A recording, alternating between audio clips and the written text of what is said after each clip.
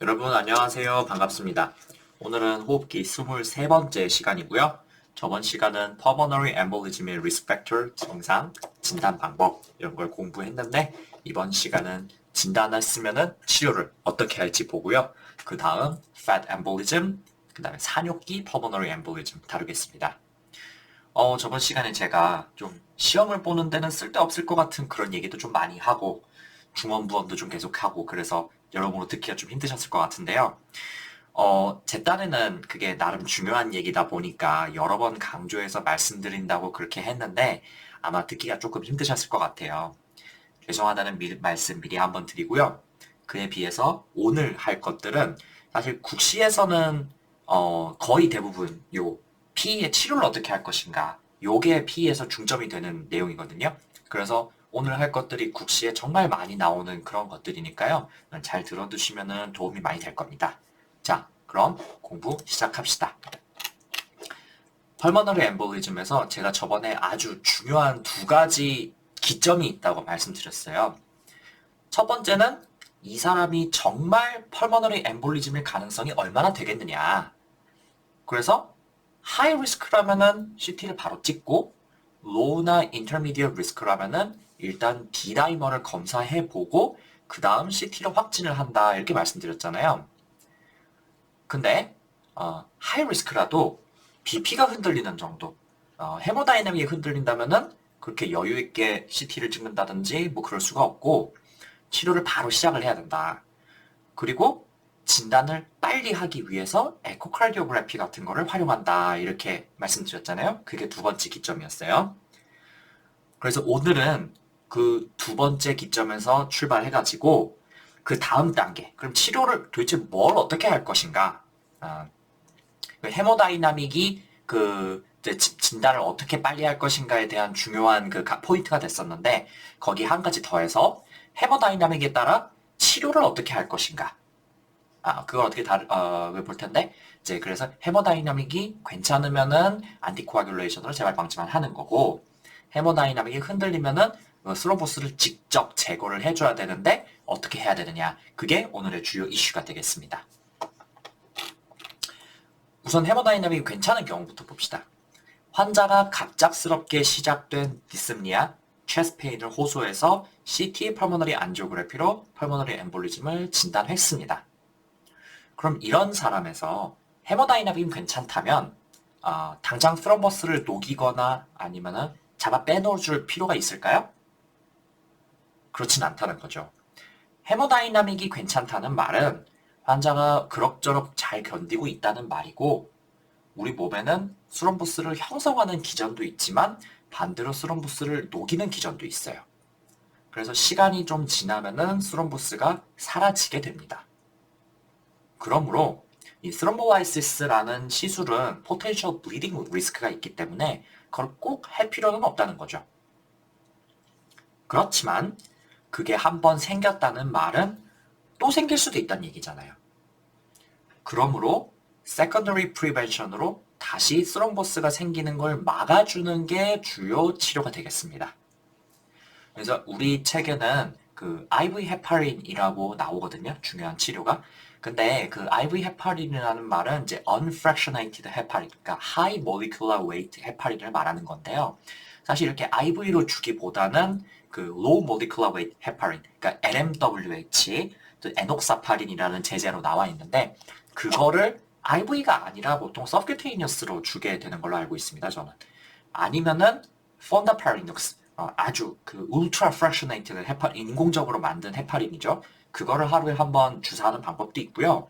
아니면은 도악, 그러니까 뭐 리바록사반, 아픽사반, 도악이라고도 하고 노악이라고도 하죠. 그런 먹는 제재로도 충분히 가능해요.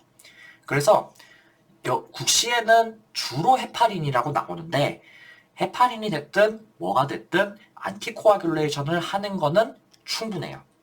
그렇지만 시험에는 사실 국시도 그렇고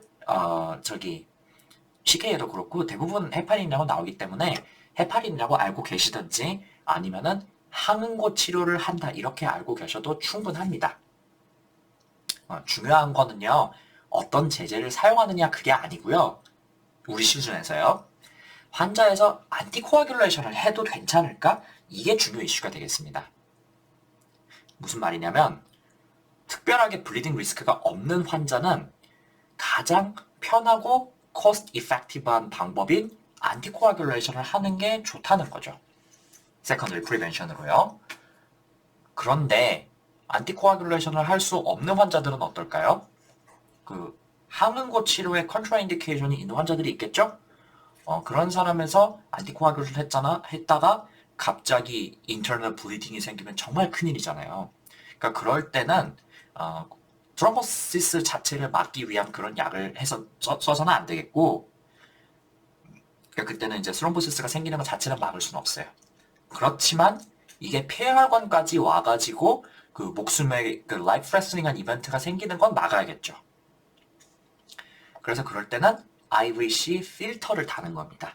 인페리어 비나 케바이에 약간 그 깔때기처럼 생긴 그런 망을 설치해서 혈액은 충분하게 그 순환시키지만 큼지막한 스럼보스가 날라와가지고 폐혈관은 턱 하고 막아버리는 그런 일은 방지를 하자 이런 거죠.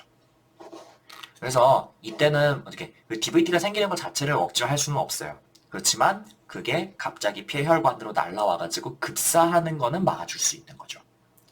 그래서 안티코아귤레이션을 할 수 없는 사람이나 아니면은 안티코아귤레이션을 해주고 있음에도 불구하고 자꾸 리커런트하게 엠볼리즘 생기는 사람한테서는 이런 방법을 쓸 수가 있겠습니다. 그럼 안티코아귤레이션을 할 수 없는 사람은 대체 어떤 사람인가? 이거 정도는 알고 갈 필요가 있겠죠. 첫 번째는 active, clinically significant한 bleeding이 있는 경우입니다. 지금 당장 피가 막 나고 그러는데 거기다가 안티코아귤레이션 해주면 안 되겠죠. 근데 여기서 좀 기억해 두셨으면 하는 건요. 일반적으로 액티브하고 clinically significant한 bleeding이라는 개념에 월경, 코피, 그리고 minor hemoptysis, 기침할 때 객혈 조금 나오는 거 이런 거는 포함되지 않아요. 그러니까 이런 사람한테서도 안티코아귤레이션을 할 때 조금 더 신경 써서 봐야 되는 사람인 건 맞는데 안티코아귤레이션이든 스롬보시스는 둘 다 마찬가지입니다. 근데 그렇다고 해서 그거를 clinically significant bleeding이라고 말하지는 않는다는 거예요. 시험에 잘 나오는 거는 그 다음에 이제 major trauma, 최근에 invasive procedure를 한 사람.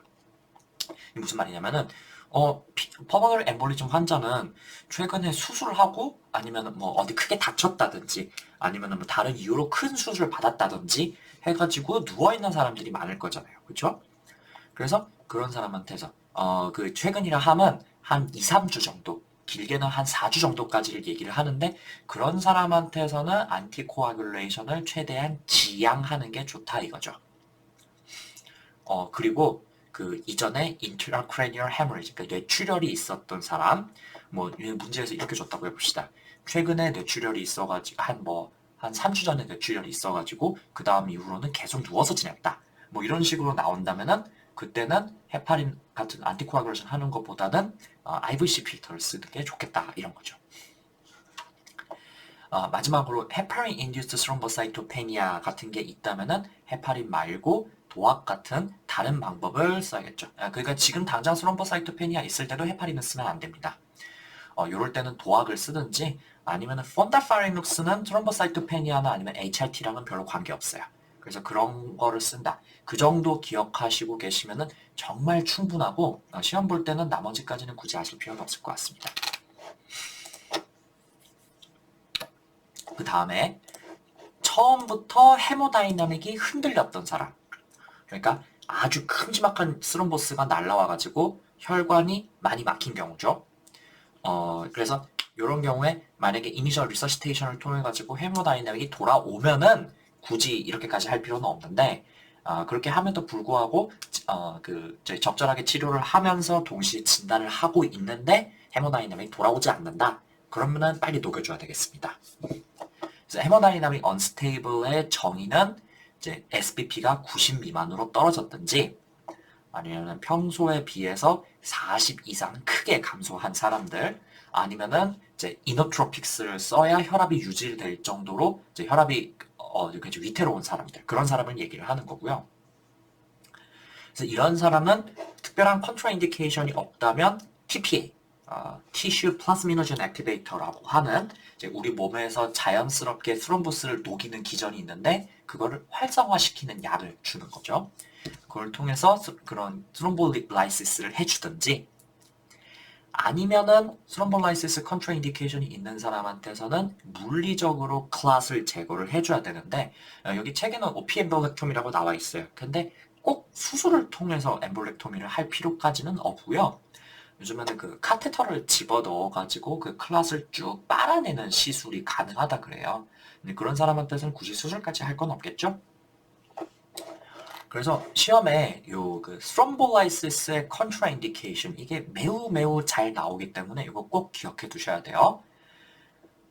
우선 이 absolute contraindication은 그 intracranial hemorrhage history. 그러니까 그 방금 말씀드렸던 것처럼 그 뇌출혈 같은 게 있어가지고 쓰러져 있는 사람, 당연히 pulmonary embolism 생길 수가 있잖아요. 그런 사람한테서는 그 뇌출혈이 언제 생겼든지 간에 TPA를 써가지고 제거를 해서는 안 되고 엠볼렉토미를 직접 해줘야 된다는 겁니다. 그리고 3개월 내 이스키믹 스트로크 있을 때, 그 역시 이제 이스키믹 스트로크는 스롬볼라이시스 absolute contraindication까지는 아니에요. 그렇지만 3개월 내로는 이걸 했다가 헤머리지로 트랜스포럼 될 수가 있기 때문에 최대한 하지 않는 것이 좋고 3개월이 지났더라도 좀 조심해서 써야 됩니다. 한 1년은 지나야 안전하게 쓸 수 있다 이렇게 되어 있어요. 그리고 아까 말씀드렸던 것처럼 그 월경, 호피, 그 다음에 그 이제 가벼운 헤모프티시스 이런 거 외에 액티브 인터널 블리딩이 있는 경우 이 정도가 중요한 이슈고 나머지 그 malignant intracranial neoplasm 그다음에 머리 쪽에 심한 트라우마 있을 때 뭐 이렇게 되어 있는데요. 그 시험에 잘 나오는 거는 요 뇌출혈 그 다음에 3개월 내 뇌경색 요거 정도니까 이거 두 가지를 중점으로 외워두시면 되겠고요. 가끔씩 헷갈리게 하려고 지금 월경 중이다 뭐 이런 얘기 줄 수가 있는데 요거 나오면은 당황하지 마시고 그냥 이럴 때는 스롬볼라이시스 해도 괜찮다 이렇게 생각하시면 좋을 것 같습니다. 그 relative contraindication은요. 여기 그 BP가 조절이 안 되고 너무 높을 때랑 그다음에 최근에 큰 수술을 했을 때 정도 나오는데 요거 그 최근에 큰 수술했을 때 이거 한번 나오더라고요. 그러니까 요 정도 기억해 두세요. 최근에 큰 출혈이 한번 있었을 때 그리고 최근에 큰 수술을 했을 때 요럴 때는 조심스럽게 사용해야 된다. 이렇게 기억해 두시면 좋을 것 같아요. 여담으로 그 안티코아귤레이션 하는 경우에 처음에 어떤 약제를 고르는 게 제일 좋은가 간단하게 정리를 해놨는데요.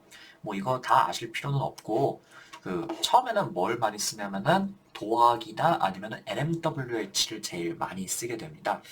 왜 그러냐면은 요거 두 가지는 굉장히 편한 약이고 사용하기 편하고 그리고 모니터링이 굳이 필요 없는 약이라서 그래요. 그런데 요거를 쓸 수가 없는 경우가 있거든요. 딱 그 두 가지만 기억해 둡시다. 요 헤파린 제제, 에녹사파린.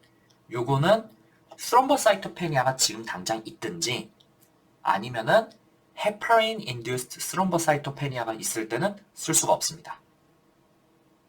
그럴 때는 뭐 도학을 쓰든지 아니면 펀다파리눅스를 쓰면 되고요. 나머지 이제 도학이 됐든 NMWH가 됐든 폰다파리눅스가 됐든 CKD가 있으면 쓸 수가 없어요. 정확히 말하면 그 크레아틴이 아니구나. 여기 잘못 써놨네요. GFR. GFR이 30 미만이면은 얘네 금기다 이렇게 되어 있어요. 요럴 때는 IV로 unfractionated 헤파린을 주는 게 기본이고요. 그 다음에 유지 치료를 위한 안티코아귤레이션에는 바이타민 K 안타고니스트, 그러니까 와파린을 써야 된다. 이거 기억해 두셨으면 좋겠어요. 자, 그 다음에 제가 그 강의록에 보면은 이렇게 업투데이트 내용을 요약을 해놨는데, 이거 너무 질리죠? 근데 이거 제가 지금까지 했던 얘기랑 크게 다른 거 없거든요? 그래서 지금까지 말씀드렸던 거 쭉 다 공부하시고, 마지막에 요점 정리 겸으로 읽어보시면 좋을 것 같아요. 여기 그리고 알고리즘이 중요한데, 여기 안 갖다 놨구나. 저기, 제가 강의록에 보면은 알고리즘 다 갖다 놨거든요. 그래서 저번에도 말씀드렸지만 그 진단이나 치료의 알고리즘을 옆에 놓고 그 공부한 내용이랑 비교를 해가면서 하나하나씩 맞춰면서 공부를 하면은 굉장히 유용할 겁니다.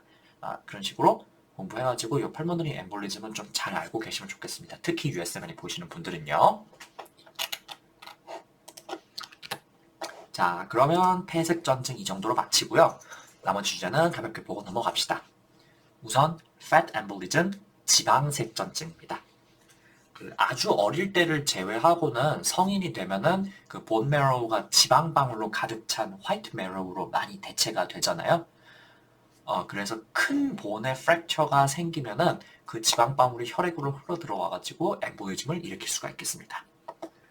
특히 시험에 잘 나오는 거는 femur fracture, 그 다음에 사실 뭐 티비아나 피뷸라 같이 부러졌을 때도 그때도 역시 fat embolism 생길 수가 있습니다. 그래서 이런 거를 다칠 정도로 큰 트라우마가 있었을 때, 그리고 OS 수술하면서 뼈를 건드렸을 때도 역시 가능하다고 되어 있습니다. 그리고 마지막으로 이제 팬크레아타이티스 때도 가능하다 이렇게 되어 있는데, 글쎄 제가 팬크레아타이티스 때문에 페브른 엠볼리즘 나온 문제는 거의 못 본 것 같아요. 그래서 그냥 시험에서는 주로 이 트라우마틱 이벤트로 준다는 거를 기억해 주시면 좋을 것 같고요. fat embolism은 그 클리니컬 프레젠테이션으로 임프레션 잡는 게 제일 중요해요. 증상은 점점 호흡곤란이 심해지고, 지방방울이 나오면 나올수록 점점점 호흡곤란이 심해지겠죠? 거기에 특이한 거 두 가지인데, 첫 번째는 neurologic dysfunction, 그러니까 altered mental status가 생기는데, 이거는 그 기름방울이 둥둥둥둥둥 떠가지고 뇌까지 가니까 그렇게 된다라고 생각하시면 좋을 것 같아요. 약간 의식의 혼동을 보이는 것 정도로 끝날 수도 있는데, seizure 아니면 focal neurologic deficit 같은 심한 증상을 보일 수도 있다고 합니다. 또 그리고 특이한 거는 요거 기억해 두세요. 피부에 petechial rash가 생깁니다. 이게 피부에 petechial rash가 생기는 거, 이게 좀 엠볼리즘이랑 rash라는 건 좀 어울리지 않는 것 같은 느낌인데, 그냥 이렇게 세 가지 그냥 묶어서 기억하세요. 트라우마틱 이벤트 이후로 24시간에서 그러니까 며칠 정도 뒤에 갑자기 숨쉬기 힘들다 그렇게 얘기하면서 정신도 오락가락하는 것 같고 피부에도 새빨간 점 같은 게 잔뜩 생겼다. 그러면은 fat embolism을 꼭 의심합시다. 근데 요거는 중요한 게 원인이 되는 이벤트 이후로 24시간에서 72시간까지 증상이 생깁니다. 그러니까 뼈가 부러지자마자 증상이 생기는 것도 아니고요. 너무 오래 지난 다음에 증상이 생기는 것도 아닙니다. 그래서 하루에서 3일 정도. 그래서 만약에 너무 빨리 그렇게 증상이 생긴다면은 그때는 fat embolism보다는 pulmonary contusion, 그러니까 트라우마 때문에 폐에 멍 생기는 걸 얘기하는 거고요. 그런 걸 생각해 보셔야 되고, 아니면은 뭐 갑자기 숨쉬기 힘들다 그러면 뉴모토락스 같은 것도 생각해 볼 수 있겠죠. 또는 너무 늦게 생기면은 그때는 수술 뒤에 immobilization, 그러니까 너무 움직이지 않아가지고 그것 때문에 pulmonary thromboembolism이 생겼다. 그러니까 fat embolism이 아니라 thromboembolism, 그런 거를 좀 더 의심하는 게 좋겠다는 거죠. 그래서 중요한 거는 클리니컬 트라이얼도 물론 중요하지만 트리거링 이벤트와 심톰 사이의 시간 간격도 중요하다는 거 기억해 두셨으면 좋겠고요. 그 외에는 이제 지방방울이 막 돌아다니면서 면역 반응을 일으키기 때문에 거기 platelet aggregation 생겨가지고 thrombocytopenia 같은 것들이 생길 수가 있겠습니다. 그러면 사진 보면은 이렇게 나온대요. 그 페테키아 말 그대로 그 점창 출혈을 얘기를 하는 거죠. 뭐 메닌자이티스 같은 데서 주로 보이는 그런 소견인데, 이런 식으로 조그맣게 점상 출혈이 생길 수가 있고요. 그리고 이제 그 MRI를 찍어보면은 altered mental status 같은 것들이 보이니까 그때 MRI를 찍어보면은 이렇게 포칼로 signal intensity가 증가한 거를 확인할 수 있다고 되어 있습니다. 그래서 이런 거를 보면은 이런 식으로 그 숨쉬기 힘들면서 동시에 약간 멘탈도 왔다 갔다 하고 피부에 점 같은 빨간 점 같은 게 콕콕콕콕콕 없던 게 생겼다. 그러면은 fat embolism을 의심하면 되겠습니다. 방금 말씀드렸던 것처럼 진단은 증상을 보고 의심하는 게 제일 중요하고요. 그 다음에 CT나 엑스레이에서는요, 그 bilateral ground glass opacity 아니면은 뭐 haziness 이런 거를 확인할 수가 있다고 하는데요. 그 보통은 이런 식으로 약간 군데군데 뭔가 얼룩진 것 같은 그런 모양이 나오고 저 CT 그 코로날 뷰를 보면은 이런 식으로 군데군데 주변에 이제 헤이즈니스나 아니면 그라운드 글라스 오파시티가 군데군데 이렇게 얼룩진 것처럼 나온다고 되어 있고요. 심하면은 이런 식으로 헤이즈니스가 굉장히 뚜렷해서 이런 거 보면은 트라우마 때문에 혹시 RDS가 생겼나 이렇게 생각할 수도 있다는 거죠. 이게 제 생각에는 아마 지방방울이 굉장히 잘게 쪼개져서 폐로 쫙 퍼지다 보니까 이런 식으로 RDS에 가까운 임상상을 보이는 거 아닐까 싶어요.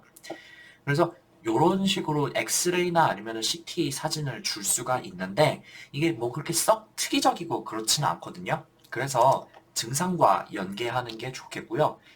굳이 저 사진을 보고 RDS랑 비슷하다 이렇게 말씀드리는 이유는 RDS의 원인 중에 하나가 트라우마예요. 그래서 이거는 어느 정도 그 뭐라고 해야 될까? 이제 정도에 따라서 다루는 건데, 그 호흡곤란이 물론 분명히 있지만은 그렇게 O2가 디맨딩까지는 아니고 미니멀 디맨딩이고 그리고 altered mental status와 페테키아가 보인다. 그럴 때는 이제 페더볼리즘이라고 보시는 거고, 피부 증상이나 아니면 신경학적 증상보다는 호흡곤란이 굉장히 심하고 산소가 뚝뚝 떨어진다, 세츄레이션이 뚝뚝 떨어진다. 그러면 트라우마 때문에 RDS 왔구나 이렇게 생각하시는 게 좋겠습니다. 그래서 요거는 치료를 어떻게 하냐보다는 예방이 중요한데 당연히 지방방울을 이렇게 세워나오지 않도록 프랙처를 초기에 치료하는 게 중요하겠죠. 그래서 특별하게 어떻게 치료를 할 수 있는 방법은 없고 자연적으로 해결되기를 기다리면서 산소 공급, 필요하다면은 메카니컬 벤틸레이션까지 하는 게 좋겠습니다. 그 감별 진단으로는 뭐 저게 이제 여기 아나필락시스랑 알코올 위드로어 이렇게 적어놨는데 아나필락시스는 제가 문제 풀다가 틀려서 적어놓은 건데 그 이거는 전신만 얼티카리얼 래시가 확 생기는데 그 라텍스 알러지 때문에 이게 그 초기에 수술 이런 거 하다 갑자기 오면 아나필락시스 오는 경우가 있다 그래요. 그래서 그런 거를 문제를 내다 보니까 제가 그걸 틀려가지고 이렇게 적어놓은 거고 별로 헷갈리진 않을 것 같아요. 그 다음에 이제 알코올 위드로어 이건데 그 술 먹고 다쳐가지고 병원에 왔는데 한 이틀 정도 지나니까 갑자기 멘탈이 안 좋아지는 사람 있다고 봅시다. 이런 사람이 delirium tremens, DT냐? 아니면 fat embolism이냐? 이렇게 생각할 수가 있는데 둘 다 그 멘탈이 안 좋아지는 거는 비슷해요. alter mental status 보이고요. 근데 그 delirium tremens 때 숨쉬기가 힘들다라고 얘기는 하지는 않고 거기서는 이제 alter mental status랑 바이탈이 흔들리는 게 중요한 거고요. 또 이제 fat embolism은 focal neurologic deficit 이런 거를 추가적으로 줄 수 있다는 게 특징이 되겠습니다. 그리고 문제에서 어떤 특정 번을 콕 집어가지고 피머가 다쳤다 아니면 티비아가 다쳤다 이런 식으로 줬다면은 문제는 의도 자체가 이제 페더볼리즘일 가능성이 있기 때문에 그쪽으로 생각해 두시는 게 좋을 것 같아요. 그래서 이제 문제 출제자의 의도를 어느 정도 읽는 게 좀 필요하겠습니다.